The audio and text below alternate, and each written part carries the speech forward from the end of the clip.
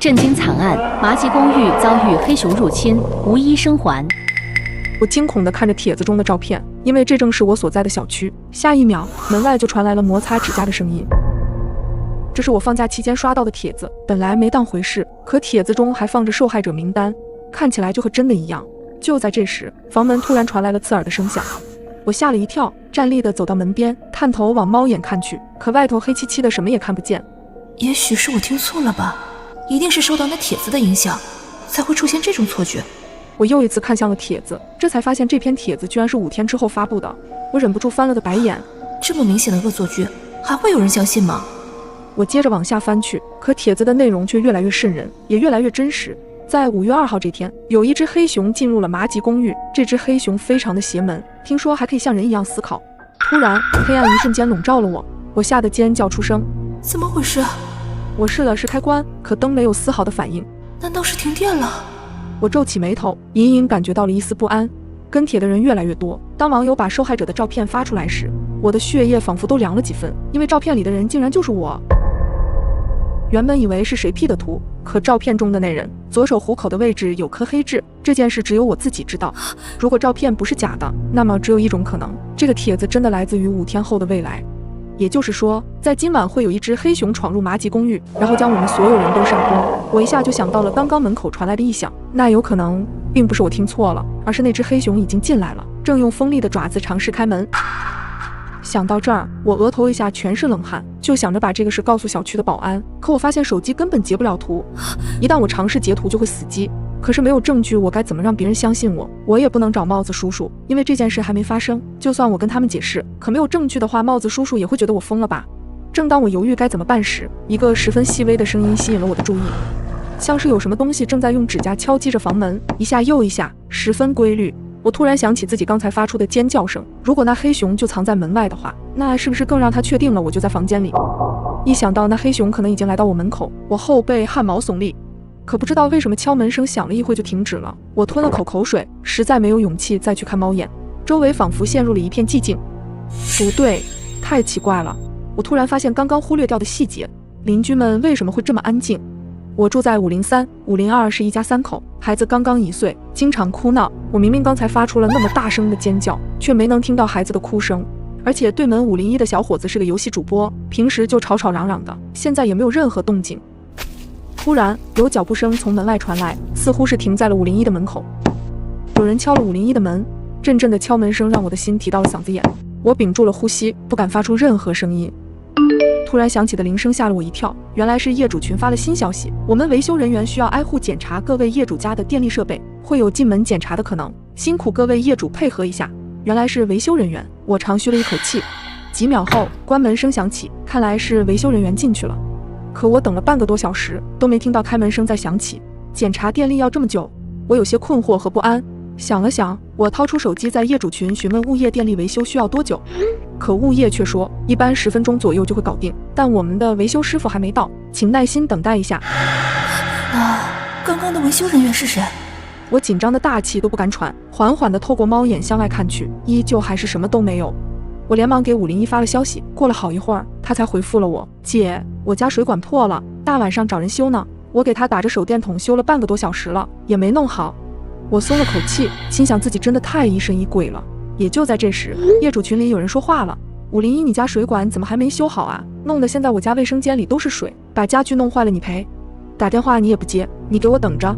我记得401的男人5大3粗的，看起来就不太好惹。我连忙在物业群里发了消息，艾特所有人，今晚感觉不太太平，大家尽量不要出门。不过没人理我，也是，我突然发这么一条奇怪的消息，要我看见了也只会当作没看见。很快，我听到了401上来的声音，他怒气冲冲地猛拍501的门。过了一会儿，501的房门缓缓地打开，虚掩着一条2指宽的缝隙。501，你人呢？我听到401站在门口大喊的声音，很显然501并没有出来。透过猫眼我看到401的男人一直站在门口，好像在犹豫着什么，因为501家里实在太黑了，黑的有点不正常，连一点光都没有透出来。我明明记得501刚刚还说是给水管工打着手电修水管，那怎么可能一片漆黑？我吞咽了一口口水，紧张的心突突的跳。赶紧出来呀！我知道你在家，不出来我就进去了。男人气不过，伸手用力一推，可门却只推了一半，就好像有什么东西正站在门后抵着门一样。我被绑架了。当我睁开眼的那一刹那，映入眼帘的便是一个歹徒的模样。他嘴角噙着笑，目光正直勾勾地落在我的脸上。他是谁？我在哪里？我的心脏不自觉地加快了跳动的频率，恐惧使我的瞳孔快速收缩。刹那间，我感受到身体上麻绳的束缚，我微微挣扎着，但根本不敢表现出太大的动静。我悄悄抬起眼眸，观察着歹徒的面容，那是一张沧桑但却棱角分明的中年男士脸。他穿着发皱的皮衣和褪色的休闲裤，两鬓有些许银丝。最引人注意的是他的手掌，那上面布满了相当厚实的老茧，就像老槐树的树干。我不敢一直盯着他看，便快速挪开目光，顺便扫了一眼周围的环境。这是一间简单的卧室，正对面的桌子上放着一张发黄的照片，图像里是一位青年男人搂着一名少女。虽然相片有些老旧脏乱，但远远望去，总感觉照片里的男人和这个歹徒很像。我不知道接下来该怎么办，我用余光瞟去，这个男人还是一直盯着我看，那是一种让我极度厌恶的目光。一阵手机铃声从男人的皮衣口袋内发出，他第一次挪开那持续了许久的目光，缓缓从椅子上站起，朝着房间门外走去，在离开前给了我一抹意味深长的笑。我很害怕，因为歹徒的笑容总是饱含深意，我不知道自己是什么时候被他带过来的，只清楚自己睁开眼睛时就躺在了这张床上。这种手脚束缚的方式令我无法挣扎，此时此刻泪水也不自觉地涌入了我的眼眶。喂，男人站在门口，他的声音浑厚深沉，十分有力。肉，家里有肉。他的第一句话出口就给了我一种不好的预感，但我也无法确定。今天刚拿来的。放心，没死，还没杀呢。刚刚还醒了过来，新鲜着。我明白，吃啥补啥嘛。听到这话，我突然全身一颤，目光开始在这个房间四处游离，最后重重地落在写字台上的一把小刀上。看着刀刃上干涩的血渍，我的心口瞬间迸发出一股强烈的恐惧，联想到自己曾经刷到过的那些文章。难道他是？电话很快结束，男人再次走进屋里，重新坐回了原位。听说一般歹徒都是因为遭受过刺激导致心理扭曲才会误入歧途，所以我想试试能不能用语言感化他，哪怕是拖延一些时间也行，也许这样做能够等到家人或者警方的救援。我试着主动和这个绑架我的歹徒沟通。你好。布满老茧的大手缓缓伸来，他眯起眼睛。别害怕，没事了啊。感受着那粗糙的大手从我的脸蛋上刮过。你为什么要这么做？我挤出了一个涩口的笑容。你还有家人吗？你的妻子呢？你应该为……够了！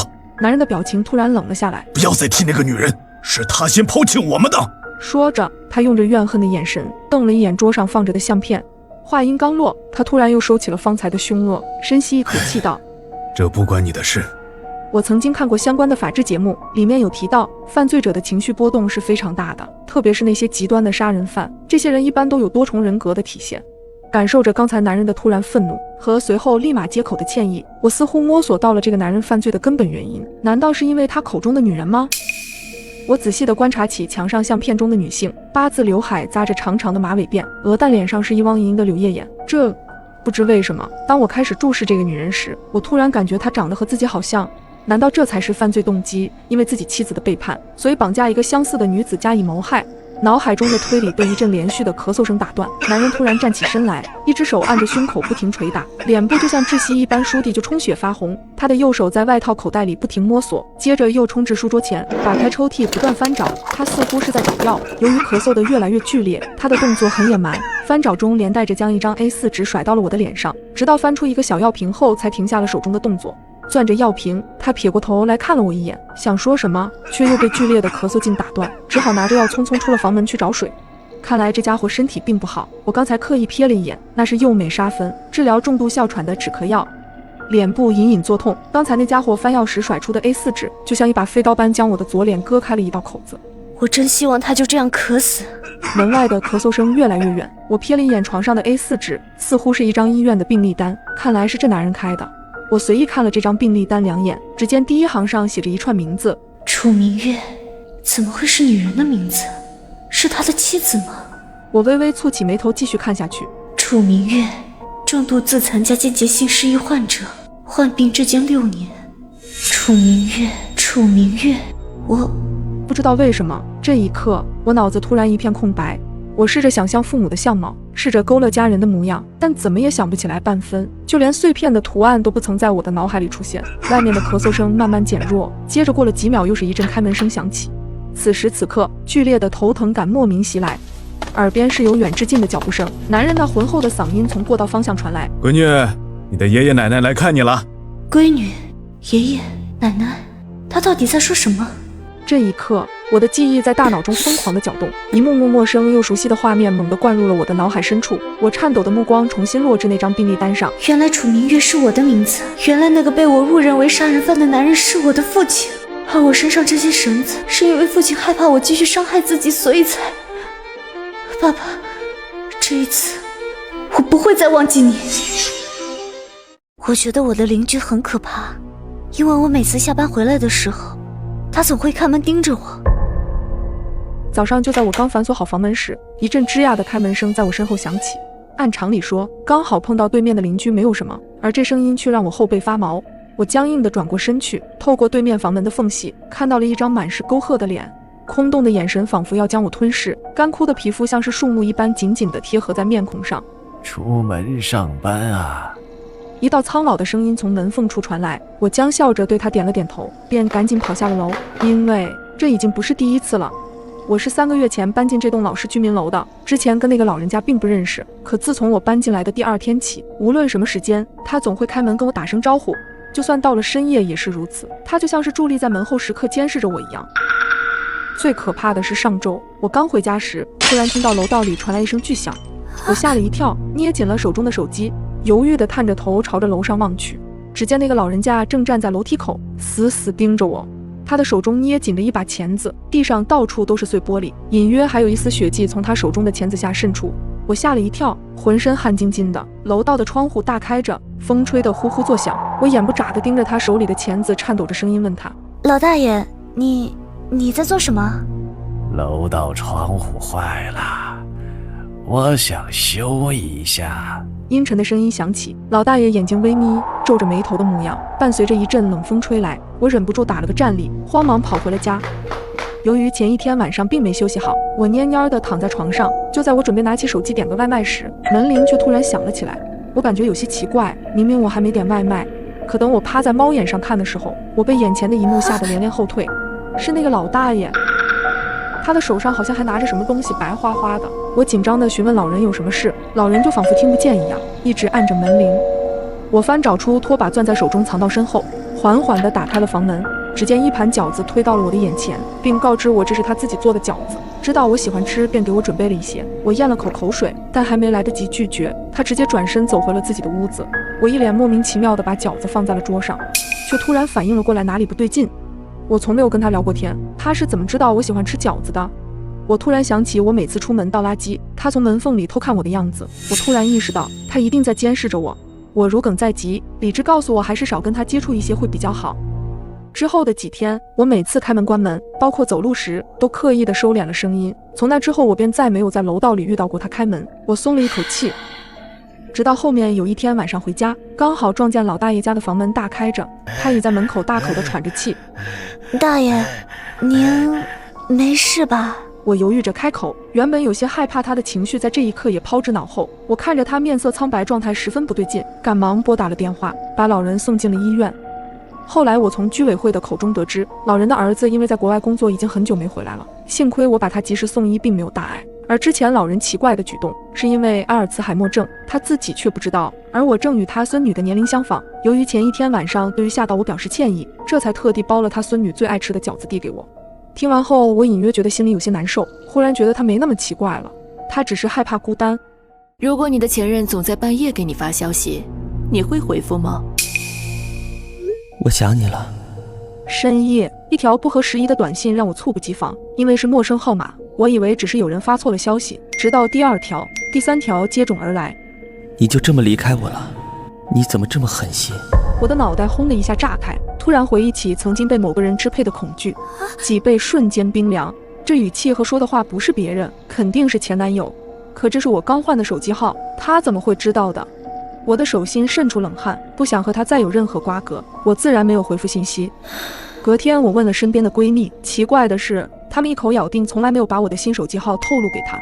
然而在此期间，那个号码一直频繁给我发来信息，我希望可以看到你，我的生活里不能没有你。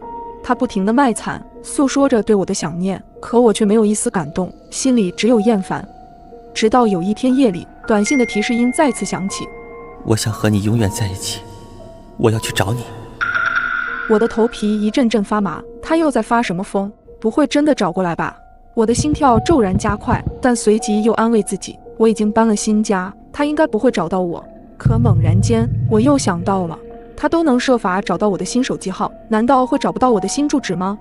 一想到那个男人随时都会出现在我的眼前，我的手脚冰凉，神经绷得特别紧。我赶紧跳下床，将门窗全部反锁，然后瑟瑟发抖地躲在被窝里。可我总觉得有双眼睛在紧紧盯着我。那晚我一夜未眠。第二天一早，我立即行动起来，在我家门口和房间都安了监控，我还准备了防狼喷雾，把报警电话也设置为紧急联系人。尽管一切准备就绪，可我的心里还是很不安，整个人笼罩在恐惧的阴影里，生怕我开门回家时，那个男人会突然出现在我的身后。就这样提心吊胆地过了好几天，可自从那条消息之后，他却再也没有了音讯。转眼来到了我的生日，几个好友来家里给我庆生。在我喝得微醺时，我再次收到了一条信息：我今天很想你，要是你在身边就好了。我知道你不会回复我的信息，我只是想让你知道，没有任何人比我更爱你。愉悦的心情被前男友恶心了一把，瞬间变得很糟糕。然而他接下来的一条消息更是让我火冒三丈：你不理我也没关系，我去找你。想到前段时间的提心吊胆，压抑的情绪终于爆发，我咬牙切齿地回复道：那你来呀。消息刚发送，那个男人立即有了回应：真的是你吗？我不是在做梦吧？第二天，当我醒来打开手机时，瞬间傻眼了。那个陌生号码竟然给我打了20通电话，我心里慌张不已，颤抖地翻着昨晚的信息，他只发了2个字：等我。我吓得吞了吞口水，为昨晚的口嗨后悔不已。就在这时，门铃声突然响起，我的汗毛瞬间立了起来，小心翼翼地挪到了门口。门外竟然站着2个帽子叔叔，我迟疑了一下，打开房门：你好，请问你认识赵子路吗？帽子叔叔神情凝重地问。我仔细想了想，然后摇了摇头。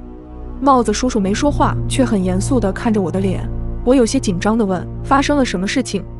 在帽子叔叔的讲述下，我这才知道了整个事情的始末。原来和我发消息的那个人并不是我前男友，而是这个叫赵子路的男生。他的女友前段时间因意外过世了，而他一直在失去女友的情绪中未曾走出来。于是赵子路经常给女友号码发消息，诉说心中无尽的想念，之前一直没有得到回应。直到我沿用了这个号码，阴差阳错下回复了他的消息，他又惊又喜，尝试着拨通号码，结果都失败了。那条信息险些成了催命符，差点害得赵子路结束了自己年轻的生命。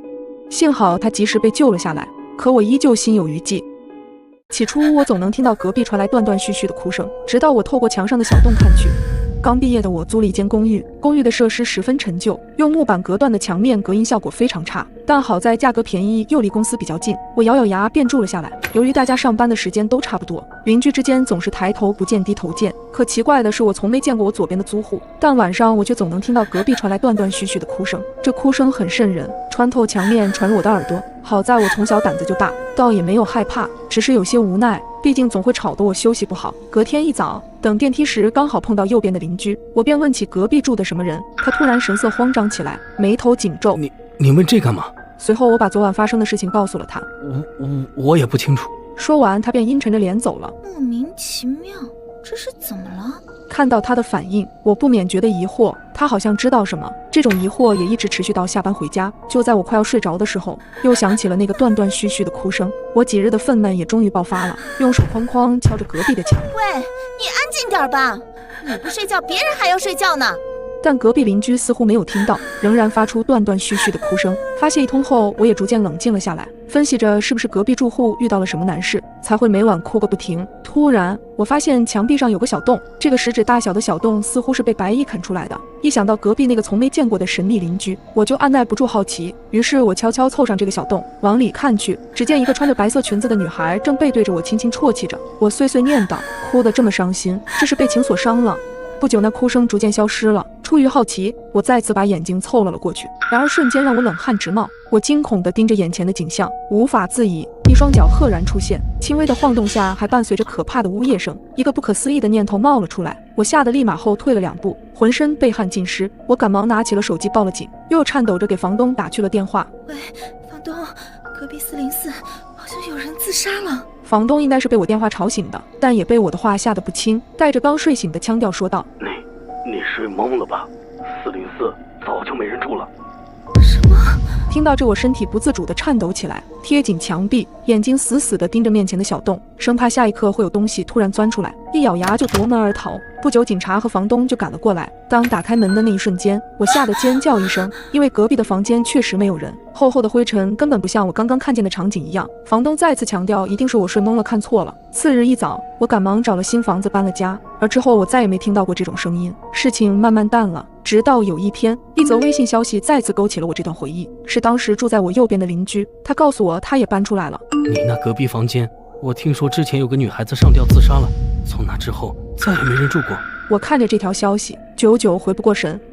我突然失明了，为了保证我的生活正常进行，我请了一个照顾我的保姆。某天清晨，我隐约看见我家客厅躺了一具死尸，我瞬间怔愣在原地。而此时，我家保姆就站在我的身后，我听见她笑盈盈地问我：小夏，今天早餐想吃什么？我不敢说话，甚至连大声呼吸都不敢。陈阿姨，我一贯这么称呼她。她见我半天没出声，又问了一遍：小夏，你今天早上又没什么胃口吗？她一边说着，一边路过我，极其自然地路过客厅，路过那具尸体，走进厨房。唉，现在的年轻人啊，早餐不想吃，晚餐也不想吃。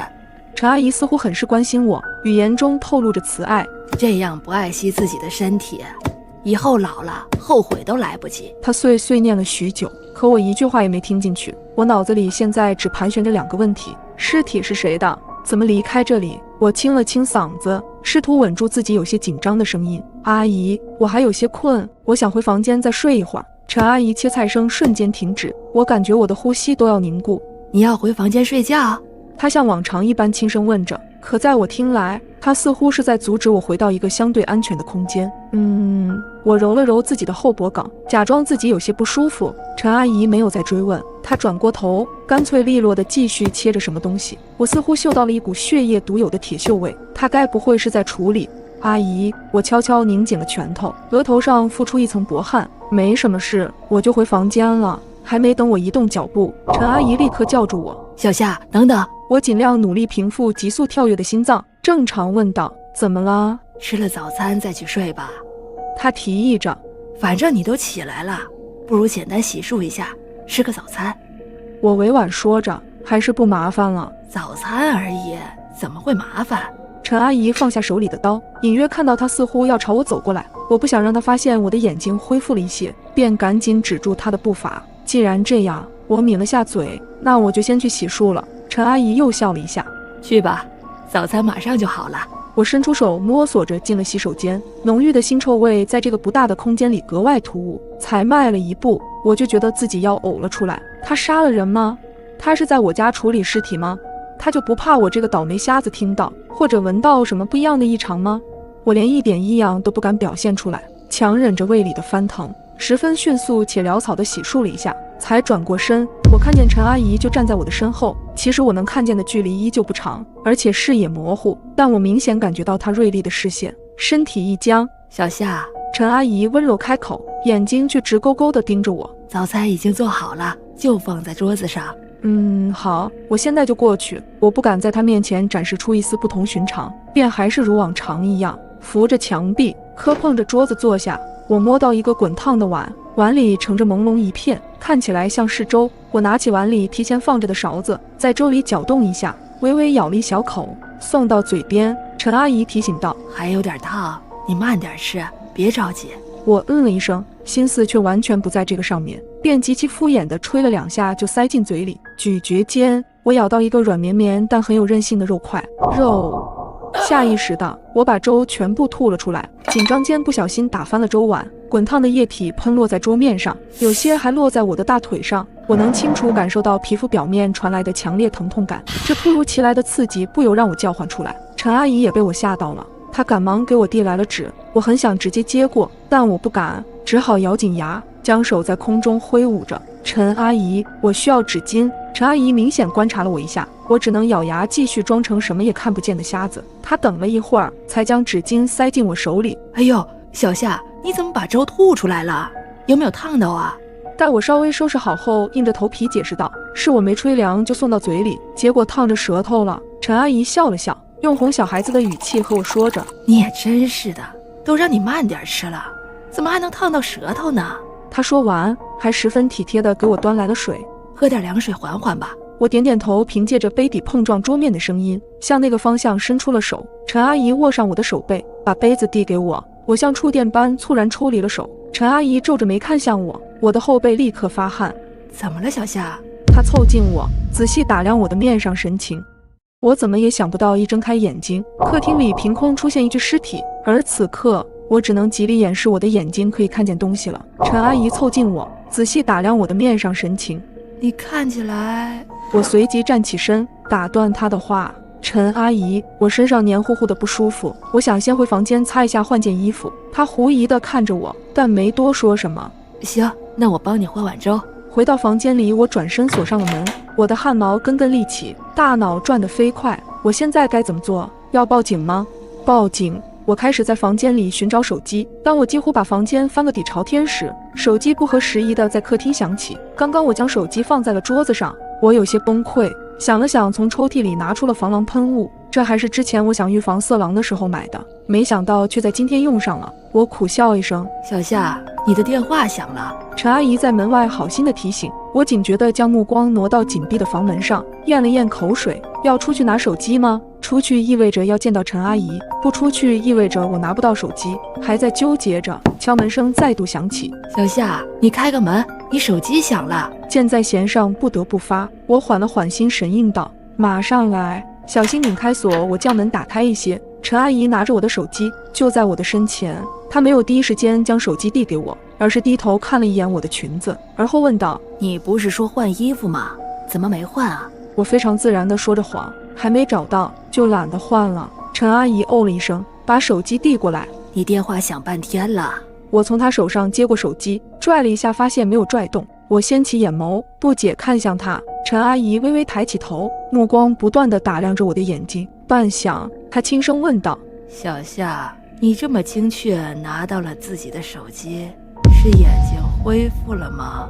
陈阿姨顿时面露凶光，举起了手中的菜刀。我知道我再也隐瞒不住了。我望着陈阿姨手里明晃晃的菜刀，不自觉地吞咽了2下口水。我紧握防狼喷雾，准备给陈阿姨来个措手不及。突然，我的电话再次响起，是家政公司打来的电话。陈阿姨的目光短暂停留在手机屏幕上。就是现在，我举起防狼喷雾，冲着她的脸和眼睛一顿猛喷，辣椒水钻进了她的眼睛。陈阿姨疼得哇哇直叫，手里的菜刀也落在了地上。我不敢有一丝迟疑，举起床头柜上的相框，对准她的后脖子拼尽全力地砸过去。看着她软趴趴地倒在地上，我第一时间报了警。等我将陈阿姨绑好在椅子上时，汗早就打湿了我的衣服。我蹑手蹑脚地走到客厅，地上的尸体不见了，隐约看到痕迹去往了厨房的方向。一股腐臭味从冰箱里出来，我猛地拉开冰箱门，一张惨白毫无血色又熟悉的脸出现在我的眼前，这是男友的脸。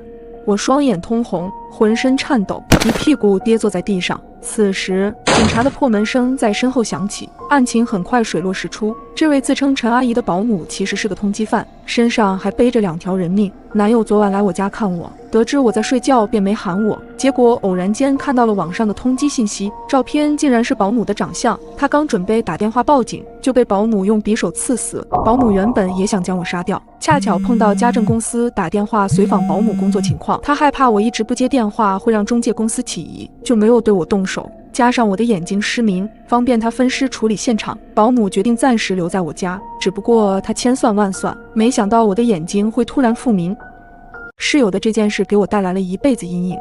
我们大学的宿舍是上床下桌的4人宿舍，还有一个大大的衣柜，分成4个人使用，每个空间都比较充足，能放很多东西。我其中一个室友叫小美，性格比较孤僻，平常跟我们也不怎么说话。虽然在一个寝室，但她总是独来独往，从不与人亲近。而最近我们寝室的气氛更压抑了，可能是失恋的原因，小美在寝室一连哭了好几天，大家晚上也总被她的啜泣声吵醒。虽然知道她听不进去，但我们偶尔还是会安抚一下。这天晚上9点半，洗完漱的我们发现小美还没回来，但是以前她经常夜不归宿，所以大家并没有在意。小可还在一旁说：“真好，小美不在，终于能睡个好觉了。”就是她在寝室感觉气压都变低了。小西也应和着，还八卦起了小美的男朋友。我也在一旁笑盈盈的听着。很快10点多，寝室熄灯了，麻吉先生的视频也刚更新，我也兴致勃勃的在评论区留言。突然收到了一个短信，是小美发的：“我晚上不回寝室了，